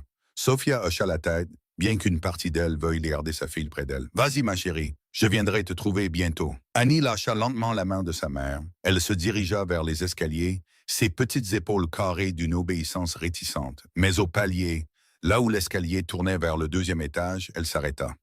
Elle s'assit sur la marche, cachée de la vue par la rampe, et elle écouta. Parce qu'Annie Mitchell avait 7 ans, et elle avait appris que les adultes gardaient des secrets. Parfois, la seule façon de comprendre était d'entendre ce qu'ils ne voulaient pas que vous sachiez. Les portes du bureau se refermèrent derrière eux avec un bruit lourd. Sophia se tenait au centre de la pièce, les bras enroulés autour d'elle comme pour essayer de maintenir les morceaux ensemble. Son visage était pâle, ses mains tremblaient encore de la terreur de la poursuite. Tout ce qu'elle avait cru de son refuge temporaire s'effondrait. Noah se dirigea vers son bureau sans parler. Il déverrouilla le tiroir où il gardait les choses qui comptaient, les choses qui ne pouvaient pas être remplacées, les choses qui avaient du poids. Il sortit la lettre et la tendit à Sophia. Elle la prit lentement, ses yeux parcourant l'écriture familière. L'écriture de Marcus, les boucles et les inclinaisons qu'elle avait vues sur les listes de courses et les cartes d'anniversaire, et le mot qu'il avait laissé sur son oreiller le matin de sa disparition. En lisant, la couleur quitta son visage. Il savait. Sa voix était à peine un murmure. Il savait que quelqu'un le traquait. Noah hocha la tête. Oui, les mains de Sophia tremblaient plus fort. Le papier frémissait, faisant danser les mots. Elle les relut, comme si elle espérait comme si elle espérait avoir mal compris. Il nous a envoyés ici à cause de ça, dit-elle, parce qu'il savait qu'il viendrait nous chercher s'il ne pouvait pas le trouver. Oui. Sophia leva les yeux, ses yeux brillants de larmes non versées. Pourquoi ne me l'a-t-il pas dit? Pourquoi m'a-t-il laissé croire que ce n'était que temporaire, juste une visite à un vieil ami? Parce qu'il te connaissait, dit Noah doucement. Il savait que tu voudrais le trouver, que tu voudrais aider. Il essayait de te protéger de la vérité. Sophia laissa échapper un son qui était à moitié un rire, à moitié un sanglot. La vérité. Elle pressa sa main libre sur son front. Je ne sais même plus ce que ça veut dire. Elle posa la lettre sur le bureau et regarda Noah. Le regarda vraiment, cet homme qui les avait accueillis sans poser de questions, qui les avait entourés de gardes, de sécurité et de protection, qui semblaient bien au-delà de ce dont un homme d'affaires aurait besoin. « Tu peux nous protéger de ça ?» demanda-t-elle, de gens qui chassent des agents du gouvernement. « Tu n'es qu'un promoteur immobilier, tu diriges des sociétés d'investissement. Comment peux-tu… » Elle s'arrêta, car le visage de Noah n'avait pas changé. Son expression resta stable, calme, mais il y avait quelque chose dans ses yeux. Quelque chose qui répondait à la question qu'elle n'avait pas tout à fait fini de poser. Le silence s'étira entre eux. Sophia sentit la prise de conscience s'installer en elle comme de l'eau froide. Lentement, inévitablement, les pièces s'emboîtaient, des pièces qu'elle n'avait pas voulu examiner de trop près. Tu n'es pas seulement un homme d'affaires, dit-elle. Ce n'était pas une question. Noah ne détourna pas le regard, ne sia pas, n'offrit pas de démenti confortable. J'ai des ressources, dit-il avec précaution, que les gens ordinaires n'ont pas. Quel genre de ressources? Noah soutint son regard. Le genre que Marcus ne connaissait pas quand il t'a envoyé ici. Le genre qu'il n'aurait peut-être pas voulu pour sa famille s'il avait su. Les mots flottaient dans l'air entre eux, lourds d'implications, lourds de vérité. Sophia comprit. Elle comprit sans qu'il ait besoin de le dire explicitement. Les gardes qui se déplaçaient comme des soldats, les téléphones cryptés, la façon dont les gens s'en remettaient à Noah avec quelque chose au-delà du respect, quelque chose de plus proche de la peur. Son mari l'avait envoyé chez un monstre pour échapper au loup. Mais lequel était le plus dangereux? Es-tu un homme bon ou un homme mauvais? Demanda Sophia doucement. La question était simple. Un enfant aurait pu la poser, mais la réponse était tout sauf simple. Noah resta silencieux un long moment. Quand il parla, sa voix était bêtise, honnête, peut-être plus honnête qu'il ne l'avait été depuis des années. Je suis un homme qui vous protégera, toi et Annie, dit-il, quoi qu'il en coûte.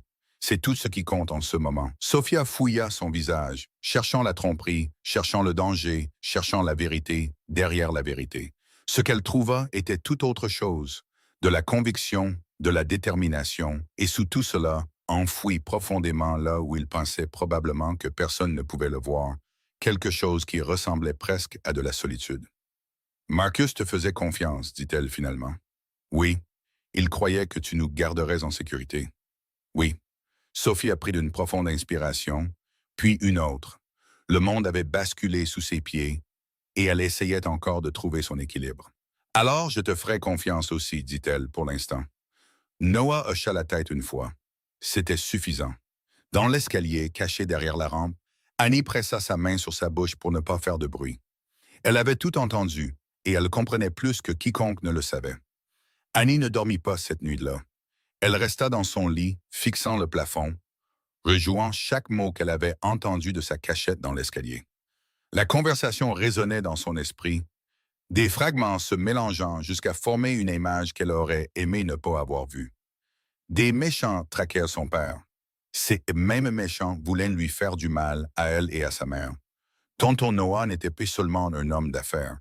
Il était autre chose, quelque chose que sa mère ne comprenait pas entièrement, quelque chose que même son père ne savait pas. Mais il avait promis de les protéger. Annie se tourna sur le côté, serrant plus fort son lapin en peluche. Il était vieux et usé, un cadeau de son père pour son 3e anniversaire. Elle l'avait apporté de la maison parce qu'il sentait la sécurité, la vie qu'ils avaient avant. Son père lui manquait tellement que ça faisait mal. Vers minuit, Annie prit une décision. Elle sortit de son lit et se dirigea doucement vers le petit bureau près de la fenêtre. Le clair de lune filtrait à travers les rideaux, fournissant juste assez de lumière pour voir. Elle trouva du papier dans le tiroir, un crayon avec une gomme usée, et elle commença à écrire. Les lettres étaient inégales. Certains mots étaient mal orthographiés, mais le message était clair. Cher papa, maman et moi sommes chez tonton Noah. C'est très grand. Il y a un jardin où maman plante des fleurs. Aujourd'hui, des méchants nous ont suivis en voiture. J'ai eu peur, mais les gens de tonton Noah les ont fait partir. Maman est tout le temps inquiète. Elle essaie de le cacher, mais je le vois. J'essaie d'être courageuse comme tu me l'as dit. Tonton Noah dit qu'il nous protégera. Je le crois. Il me regarde comme s'il le pensait vraiment, comme toi quand tu fais des promesses. S'il te plaît, rentre bientôt à la maison, papa. Tu me manques. Tu manques aussi à maman, même si elle ne le dit pas. Je t'aime jusqu'à la lune et retour. Annie, elle plia le papier avec soin, marquant les bords comme son père le lui avait appris. Puis elle écrivit papa à l'extérieur en grosses lettres. Elle ne savait pas comment l'envoyer, ne savait pas où était son père ni comment le joindre. Mais tonton Noah avait envoyé des gens pour les amener ici. Peut-être qu'il pourrait aussi envoyer une lettre. Le lendemain matin, Annie attendit que sa mère soit occupée dans la cuisine. Puis elle se glissa dans le couloir jusqu'au bureau de Noah. La porte était ouverte. Noah était assis à son bureau, examinant des documents qu'il couvrit rapidement quand il la vit. Annie. Il se redressa, lui accordant toute son attention. « Tout va bien ?» Annie s'avança lentement, la lettre pliée serrée dans ses mains. Elle s'arrêta devant son bureau et la lui tendit. Tonton Noah, dit-elle, sa voix petite mais ferme, peux-tu envoyer ça à mon papa? Noah prit la lettre avec précaution. Il regarda l'écriture enfantine à l'extérieur. Papa. Un mot si simple, un poids si énorme. Il déplia le papier et lut. Son expression ne changea pas. Mais quelque chose se modifia derrière ses yeux. Quelque chose qui aurait pu être de la douleur, ou peut-être de la reconnaissance. Tonton essaiera, dit-il doucement. Je ne peux pas promettre qu'elle lui parviendra, mais j'essaierai. Annie hocha la tête. Elle s'attendait à cette réponse. Le travail de son père était secret. Tout ce qui le concernait était secret maintenant. Tonton Noah. Elle s'approcha du bureau. Oui? Les petites mains d'Annie se tordirent. La question qu'elle voulait poser était lourde, trop lourde pour une fillette de 7 ans, mais elle la posa quand même. Peux-tu me promettre quelque chose? Noah posa la lettre. Il lui accorda toute son attention, la même concentration qu'elle imaginait qu'il accordait aux affaires importantes. Cela la fit se sentir vue, importante, réelle. Qu'est-ce que c'est? Annie prit une profonde inspiration. Ne les laisse pas faire de mal à maman. Les mots restèrent en suspens dans l'air entre eux. Des mots simples sortis de la bouche d'un enfant, portant le poids de tout ce qu'elle craignait, de tout ce qu'elle avait entendu, de tout ce qu'elle comprenait du danger qui entourait leur vie. Noah se leva de sa chaise. Il contourna le bureau et s'agenouilla devant Annie, se mettant à son niveau. Ses yeux rencontrèrent les siens directement. « Je te le promets, dit-il. Personne ne fera de mal à ta mère, ni à toi. Je ne le permettrai pas. » Annie étudia son visage comme elle avait appris à étudier les adultes, cherchant le fossé entre les mots et le sens, cherchant le mensonge derrière le réconfort. Elle n'en trouva aucun, et alors elle fit quelque chose qu'elle n'avait jamais fait auparavant. Elle s'avança et enroula ses petits bras autour du cou de Noah. Elle le serra fort, pressant son visage contre son épaule, s'accrochant comme s'il était la seule chose solide dans un monde qui ne cessait de basculer sous ses pieds. Noah se figea un instant. Puis, lentement, ses bras se refermèrent autour d'elle. Il la tint doucement, avec précaution, comme quelque chose de précieux qui pourrait se briser. Et pour la première fois depuis que tout cela avait commencé, Annie se sentit en sécurité. Vanessa Thornton n'acceptait pas la défaite avec grâce. Dans les jours qui suivirent sa confrontation avec Noah, elle fit ce qu'elle faisait toujours face à l'opposition. Elle alla voir sa famille. Les Thornton avaient bâti leur fortune sur 4 générations, accumulant non seulement la richesse, mais aussi l'influence. Ils siégeaient à des conseils d'administration, finançaient des campagnes politiques, contrôlaient l'accès à des cercles sociaux qui pouvaient faire ou défaire des carrières. Et maintenant, ils tournaient ce pouvoir contre Noah Blackwell. Le premier appel vint de Harrison Webb, le même ami de la famille qui avait aidé Vanessa à enquêter sur Marcus Mitchell.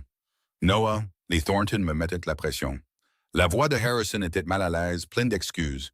Ils suggèrent que notre cabinet devrait reconsidérer notre partenariat avec Blackwell Enterprises. Noah écouta sans interrompre. « Je ne veux pas faire ça, continua Harrison.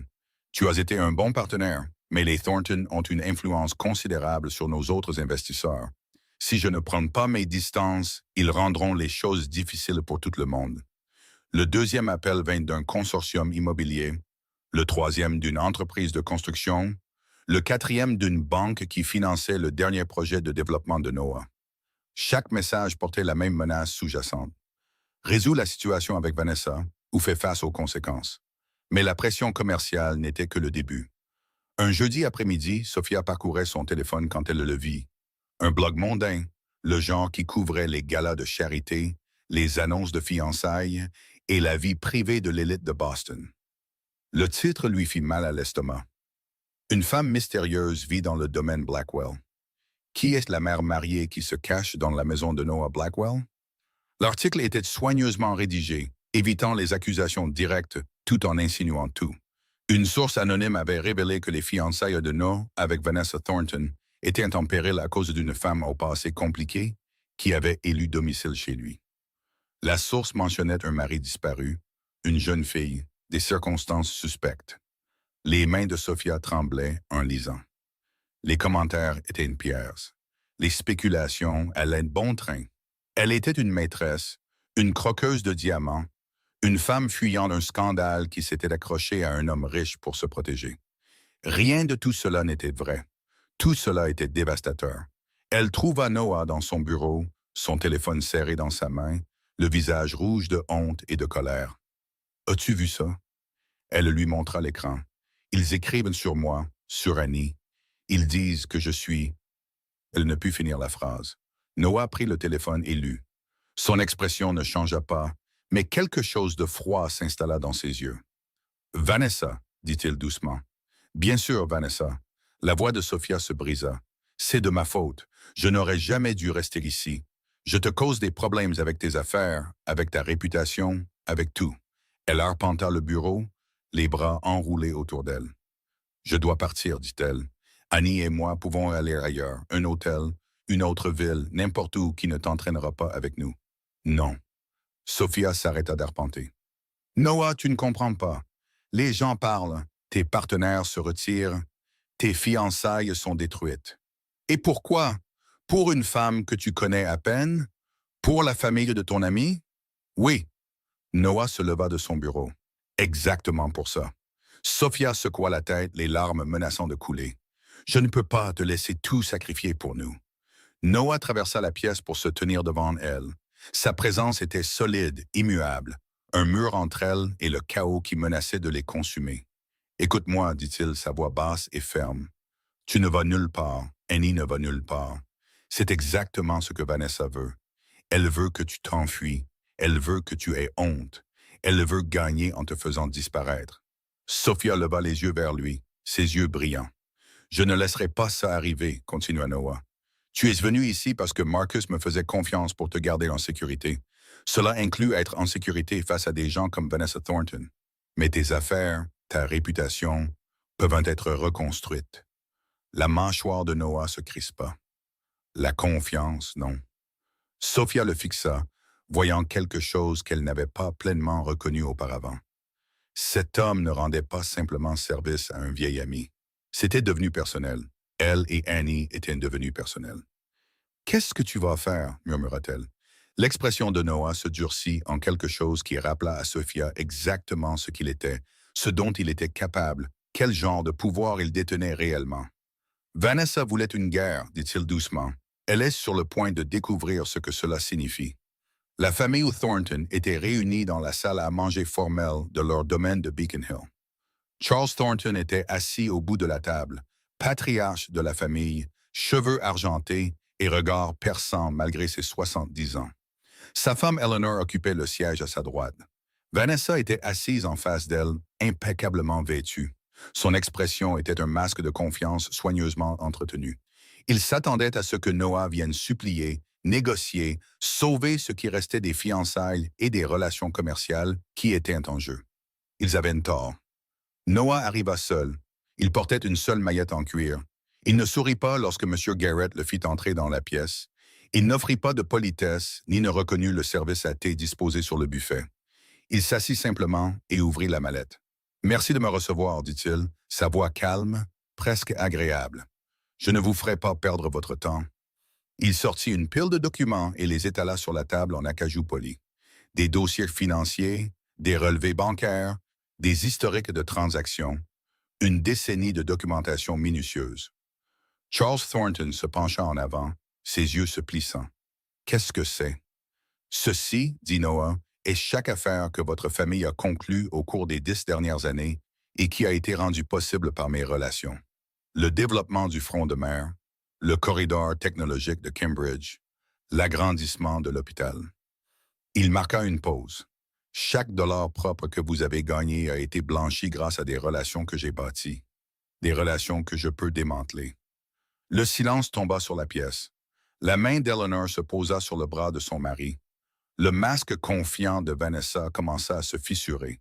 « Est-ce une menace? » demanda Charles. Noah le regarda directement. « Je n'ai jamais menacé personne de ma vie, Monsieur Thornton. Je fournis simplement des informations. Ce que vous faites de ces informations est entièrement votre choix. » Il se pencha en arrière sur sa chaise, sa posture détendue, son expression inchangée. « Cependant, je veux être clair sur quelque chose. Vous avez tenté de détruire mes relations d'affaires. Vous avez répandu des rumeurs sur une femme innocente et son enfant. Vous avez utilisé votre influence pour faire pression sur mes partenaires afin qu'ils m'abandonnent. Sa voix resta ferme, mais quelque chose de dangereux vacilla dans ses yeux. Je n'apprécie pas les attaques contre les personnes que j'ai juré de protéger. Charles Thornton n'était pas un homme stupide. Il avait bâti une fortune en comprenant que le pouvoir, en reconnaissant quand il le détenait et quand il ne le détenait pas. En regardant les documents étalés devant lui, en regardant la certitude calme dans les yeux de Noah Blackwell, il comprit. Ils avaient très mal calculé. Vanessa se leva soudainement, sa chaise raclant le sol. C'est ridicule. Tu ne peux pas nous intimider.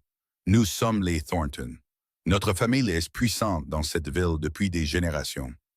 Noah se tourna pour la regarder. Et ma famille est puissante d'une manière que votre famille ne peut imaginer. Veux-tu vraiment découvrir ce que cela signifie? Le visage de Vanessa pâlit. Ses fiançailles sont terminées, continua Noah en se levant. Publiquement, définitivement. Vous publierez une déclaration reconnaissant que la séparation était mutuelle et amicale. Vous retirerez chaque rumeur que vous avez répandue sur Sophia Mitchell et vous ne la contacterez plus jamais, ni sa fille, ni personne dans ma maison. Et si nous refusons? Demanda Charles doucement. Noah rassembla ses documents et les remit dans la mallette. Alors je vous montrerai exactement avec quel genre d'homme vous avez traité toutes ces années. Il ferma la maillette d'un coup sec. Vanessa s'avança vers lui, sa voix tremblant de colère et d'autres choses, quelque chose qui aurait pu être une véritable blessure. Tu l'as choisie, elle, dit-elle. Une femme mariée, un enfant qui n'est même pas le tien, plutôt que moi, plutôt que tout ce que nos familles ont construit.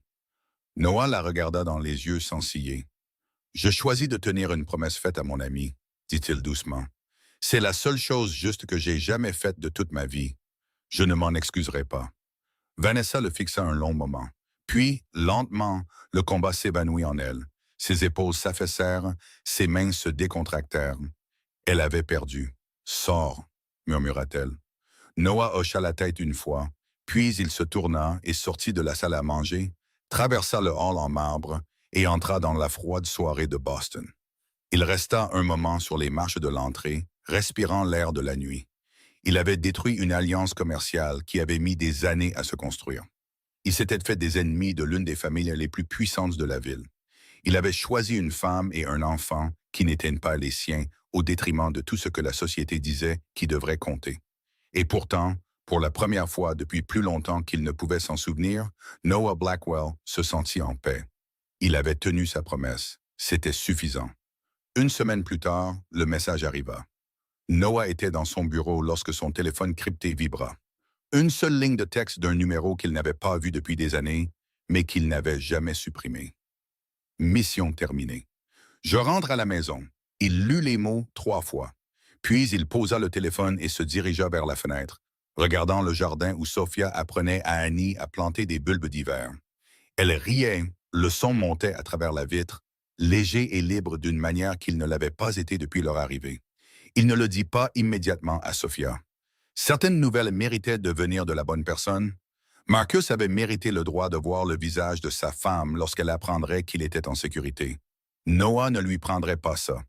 Mais Annie remarqua le changement. Elle apparut sur le seuil de son bureau cet après-midi-là, son petit visage incliné de curiosité. De la terre maculait sa joue du travail de jardinage. Ses yeux, comme toujours, voyaient plus qu'ils ne le devraient. « Tonton Noah? » « Oui, Annie. » Elle s'approcha, l'étudiant, avec cette perception troublante qu'elle possédait. Quelque chose est différent. Tu as l'air heureux. Noah faillit sourire. Presque, vraiment. Tu as de bonnes nouvelles. Ce n'était pas une question. Je le vois. Noah envisagea de mentir, de protéger la surprise. Mais Annie avait trop souffert, avait porté trop de fardeaux d'adulte sur ses petites épaules. Elle méritait ce moment. Peut-être, dit-il doucement. Peut-être que oui. Les yeux d'Annie s'écarquillèrent. La compréhension se dessina sur ses traits. L'espoir, pur et désespéré, inonda son visage. « Papa » murmura-t-elle. Noah hocha la tête une fois. Annie laissa échapper un son qui était à moitié un sanglot, à moitié un rire. Puis elle courut vers lui, jetant ses bras autour de sa taille, s'accrochant comme s'il était l'encre qu'il avait gardée en sécurité pendant la tempête, parce qu'il l'était. 3 jours plus tard, une voiture noire franchit les portes du domaine. Noah se tenait sur les marches de l'entrée, les mains dans les poches, regardant le véhicule approcher. À côté de lui, Sophia serrait la main d'Annie, le visage pâle d'anticipation, de peur et d'espoir désespéré. La voiture s'arrêta, la portière s'ouvrit et Marcus Mitchell sortit. Il semblait plus âgé, plus mince. Il y avait des ombres sous ses yeux qui parlaient de nuits blanches et de choix impossibles. Mais il était vivant. Il était entier. Il était à la maison. Sophia poussa un cri semblable à du verre brisé et courut vers lui. Marcus la rattrapa dans ses bras, la soulevant de terre, enfouissant son visage dans ses cheveux. Annie suivit quelques secondes plus tard, se jetant sur ses deux parents, ses petits bras les enlaçant tous les deux. Noah regardait depuis les marches. Ce n'était pas son moment. Il appartenait à eux, à la famille qui avait survécu à la séparation, au danger et à la peur. Il était simplement l'homme qui les avait gardés en sécurité jusqu'à ce qu'ils puissent être réunis. Après un long moment, Marcus leva les yeux. Son regard croisa celui de Noah de l'autre côté de l'allée. Lentement, il relâcha sa femme et sa fille et se dirigea vers les marches. Il s'arrêta devant Noah et pendant un moment, aucun des deux hommes ne parla. « Tu as tenu ta promesse », dit finalement Marcus. Noah haussa légèrement les épaules. « En as-tu douté ?» Marcus soutint son regard. Quelque chose passa entre eux, une compréhension, une reconnaissance, le poids des années, des choix et des chemins qui avaient divergé il y a longtemps. « Non », dit Marcus doucement, « jamais. » Il tendit la main. Noah la prit, mais Marcus le tira plus près dans une étreinte qui en disait plus que les mots ne le pourraient jamais. « Merci, » murmura Marcus. « Mon frère. » Noah sentit quelque chose se relâcher dans sa poitrine, quelque chose qui était tendu depuis plus longtemps qu'il ne pouvait s'en souvenir. « Toujours, » répondit-il. Annie se détacha de sa mère et courut vers eux deux. Elle attrapa la main de Noah d'une main et celle de son père de l'autre. « Sommes-nous une famille maintenant ?» demanda-t-elle en regardant les deux hommes. « Tous ensemble ?» Marcus regarda Noah. Noah regarda Marcus, et quelque chose de non-dit passa entre eux. « Oui, dit doucement Marcus, nous le sommes. » Annie sourit, un sourire éclatant, pur et plein de tout ce qu'il y a de bon dans le monde. Et Noah réalisa debout là, sous le soleil d'automne, avec son plus vieil ami et la famille qu'il avait juré de protéger, que c'était la première chose vraiment juste qu'il avait faite de toute sa vie. Certaines promesses n'étaient pas tenues parce qu'elles étaient faciles. Elles étaient tenues parce qu'elles étaient la seule chose juste à faire. Cette histoire nous rappelle que le vrai caractère ne se révèle pas dans les moments de confort, mais dans les moments de sacrifice. Elle nous enseigne que la loyauté et l'amitié peuvent transcender le temps, la distance et même les secrets que nous nous gardons les uns aux autres. Que protéger les innocents n'est jamais le mauvais choix, peu importe ce qu'il en coûte. Que les enfants voient souvent la vérité plus clairement que les adultes, et que leur confiance est un don sacré que nous ne devons jamais trahir. Plus important encore, elle nous rappelle que nous avons tous la capacité de faire ce qui est juste, même lorsque nous avons passé des années à faire le mal. La rédemption ne consiste pas à effacer le passé. Elle consiste à choisir, à chaque instant présent, d'être meilleur que nous ne l'étions auparavant. Si cette histoire vous a touché, prenez un moment pour aimer cette vidéo, vous abonner à notre chaîne et la partager avec quelqu'un qui a besoin d'entendre ce message aujourd'hui. Nous aimerions beaucoup avoir votre avis. Quelle partie de cette histoire vous a le plus ému? Avez-vous déjà eu quelqu'un dans votre vie qui a tenu une promesse alors qu'il aurait été plus facile de s'en aller? Partagez vos pensées et vos expériences dans les commentaires ci-dessous. Vos histoires nous inspirent et nous unissent en tant que communauté. Merci d'avoir regardé. Merci pour votre écoute. Merci de faire partie de ce voyage avec nous. Nous vous souhaitons une bonne santé, du bonheur et de la paix dans votre vie quotidienne. Puissiez-vous toujours trouver la force de tenir vos promesses et le courage de protéger ceux que vous aimez. Au revoir pour l'instant et on se retrouve dans la prochaine vidéo.